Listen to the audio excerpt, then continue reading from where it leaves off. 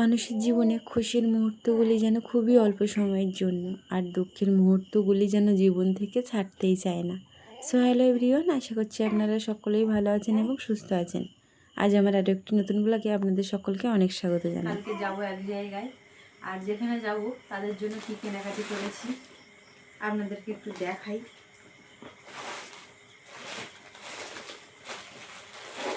এই যে ব্ল্যাক শাড়ি নিয়ে গেছো? না না ব্ল্যাক না, কি ব্ল্যাক না, ব্ল্যাক কত নিয়ে গেছো? নিয়েছে তোমার 800 কত টাকা নিয়েছে। শাড়ি না বেশ কিনলাম। এই যে শাড়ি, আর খুললাম না শাড়ি, কারণ খুললে আবার ভাঁজ করতে অসুবিধা হয়ে যাবে। শাড়ি আর তার সঙ্গে আছে সায়া, এই যে 870 আর 30, আর এই যে ব্লাউজ ব্লাউজ। এগুলো হাতে নিয়ে আছে তো, এই থ্রি কোটা হাতে নিয়ে আছে, ম্যাডাম হাতে এখন এগুলোর সাথে নিয়েছি একজনের। আর এই যে একটা শাড়ি, তাঁতের শাড়ি, এই যে কালারটা বেশ ভালো কিন্তু বুঝলে, কালারটা সত্যি খুব ভালো। ঠিক আছে, এই যে একটা শাড়ি, আর সায়া ব্লাউজ নাও না শাড়ি। এই যে একটা শার্ট, ফুল শার্ট না হাফ, একটা হাফ শার্ট, আর তার সঙ্গে প্যান্ট আছে নাকি? প্যান্ট আছে, দেখো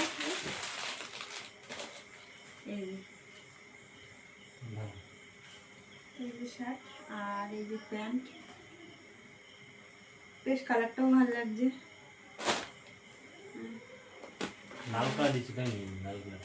আর এই যে গেঞ্জি, খুললাম না, গেঞ্জির কি দেখাবো। এই আর এই জায়গা আছে, দেখি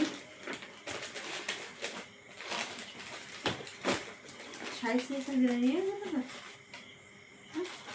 এই যে একটা শার্ট, খুললাম না, ভাঁজ ভাঙলাম না, কারণ ভাঁজ খুললে আবার ভাঁজ করতে অসুবিধা হয়ে যাবে। এই যে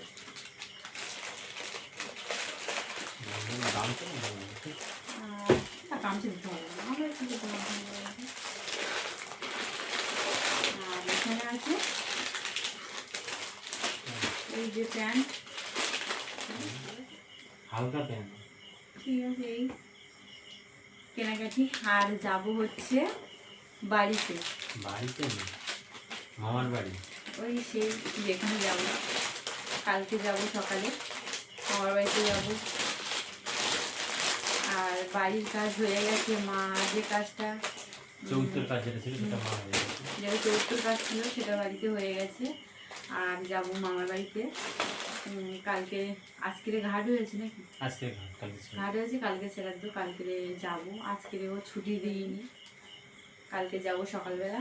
আর এই কেনাকাটি এই যা করেছি এই। তো বাড়ি এসছি এক্ষুনি, আর রান্নাবান্না তো হবে এবারে। রান্নাবান্না বলতে সেই সকালে ভাত করেছিলাম, সকালে না দুপুরবেলা ভাত রান্না করেছিলাম, রাত্রেবেলা হয়ে যাবে। রাত্রেবেলা শুধু তরকারিটা করবো।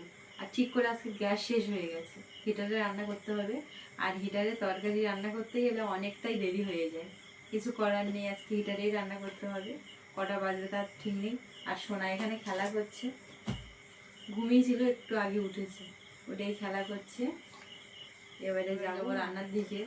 আর হিটারে রান্না করতে গেলে অনেকটা টাইম লাগে, একটাই তরকারি রান্না হবে। এগুলো গুছিয়ে নিই, তারপরে যাবো রান্নার দিকে। চলো, জিনিসপত্র গুছিয়ে রান্নার দিকে চলে এসেছি।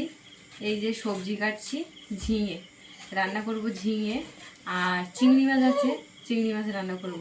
আর সোনা ওখানে একা খেলা করছে, ওই জন্য ওরকম করছে। ওর ধারে কেউ থাকলে ওরকম করে না, ও খেলা করে কিন্তু ওর ধারে একজন থাকতে হয়। এখন এই যে একা একা খেলা করছে। আর কালকে তো সকাল সকাল বেরিয়ে যাব, সেই জন্য দুপুরবেলা অল্প করেই ভাত করেছিলাম যাতে রাতেরবেলা হয়ে যায়। তরকারিও একটা ছোট করে রান্না করব, অল্প করে তরকারি রান্না করব। বেশি তরকারি রান্না করব না, কারণ রাত্রেবেলা খাওয়া হয়ে যায়, রাত্রেবেলা যাতে খাওয়া হয়ে যায় এমনভাবেই রান্না করব। আর হিটারে রান্না করতেও সময় লাগে, হিটারে রান্না করতে, সেই জন্য ঝিঙে কাটছি। ঝিঙে আলু আর চিংড়ি মাছ রান্না হবে। ঝিঙে নরম সবজি, তাড়াতাড়ি হয়ে যাবে। চিংড়ি মাছ এনেছিল অনেক দিন, খাওয়া হয়েছিল সেদিন, আর কিছু রেখে দিয়েছিলাম, তো ভাবলাম আজকে ঝিঙের সঙ্গে রান্না করি। আর চিংড়ি মাছের সঙ্গে ঝিঙে বেশ ভালোই লাগে। এই যে সব কাটাকুটো করে রেডি করে নিয়েছি, সব কেটে রেডি করে নিয়েছি, আর সব একসঙ্গে দিয়েছি। টমেটো, চিংড়ি মাছ সব একসঙ্গে দিয়েছি। এইভাবে দিয়ে দেবো তেলের উপরে, 5 ফোড়ন দেবো, দিয়ে তেলে দিয়ে দেবো। এই যে হিটারে বসিয়ে দিয়েছি সিঁড়ির তলায়, দেরি হয়, একসঙ্গে দেবো যাতে তাড়াতাড়ি হয়ে যায়। ভালোভাবে হিটার গরম হোক, তারপরে তোমার রান্না কবে দূর? রান্নার বলো না, সব একসঙ্গে সবজি কড়াইতে দিয়ে ঢাকা দিয়ে চলে এসছে। একদম একটু একটু করে জ্বলছে, কড়াই গরম হয়নি, তেলও দিইনি কড়াইতে, ওইভাবে ঢাকা দিয়ে চলে এসছে। এখন তরকারি খুঁজলে ঢেলে তেল দেবো, তার আগে কিছু হচ্ছে না। দেখি এখন কত দেরি হবে সেটা এখন ঠিক নেই। এখন 10টা মতো বাজে, খাওয়া দাওয়া করতে কটা বাজবে তার নেই ঠিক। গ্যাসটা আজকে এসে যেতে হলে কি করবো বলো? ঠিক আছে, আর এখন চলো। তুলতে হবে না, ওখান থেকে ঘুরে আসি তারপরে গ্যাসটা হবে। ঠিক আছে, চলো। 8 ঘন্টা পরে আসলাম, সব সেদ্ধ হয়ে গেছে। এবারে ঢেলে তেল দেবো, তরকারিটা লাগিয়ে ফোড়ন দেবো তরকারিতে। এই যে যা হয়েছে হয়েছে, বেশি আর ঘাটাঘাটি করবো না, বেশি দূরে আর যাব না। কড়াইতে তেল দিয়েছি, দিয়ে দিলাম 5 ফোড়ন। এখনও তেল গরম হয়নি। এই যে ভাজা ভাজা হয়ে গেছে, ভাজা ভাজা হয়ে গেছে। এবার তরকারি ঢেলে দেবো।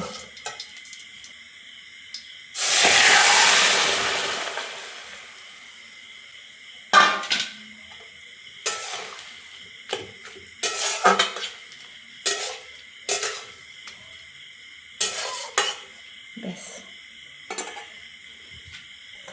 ঢাকা দিয়ে দিলাম, আর কিছু দেবো না, ঢাকা দিয়ে দিলাম, হয়ে যাক। এবার লাগিয়ে নেব। এই যে তরকারি হয়ে গেছে, তবে তরকারির ঝোলটা একটু হালকা হয়েছে। আলু সেদ্ধ হয়ে গেছিলো, আলু যদি একটু গলিয়ে দিতাম তবে তরকারির ঝোলটা একটু হলেও ঘন হতো। ভেবেছিলাম তরকারির ঝোল খুব একটা ভালো হবে না, তবে খেতে মন্দ হয়নি।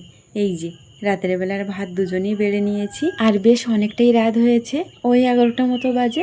তো চলুন, আর ভিডিওটি বেশি বড় করব না। আজকের ভিডিওটি খাওয়া দাওয়া করতে করতে শেষ করলাম। আর কেমন লাগলো অবশ্যই কিন্তু কমেন্টে জানাবেন। ভালো লাগলে একটি লাইক করে দেবেন এবং সাবস্ক্রাইব করে দিয়ে আমার ছোট্ট চ্যানেলটির পাশে থাকবেন। আজকের মতো সবাইকে টাটা।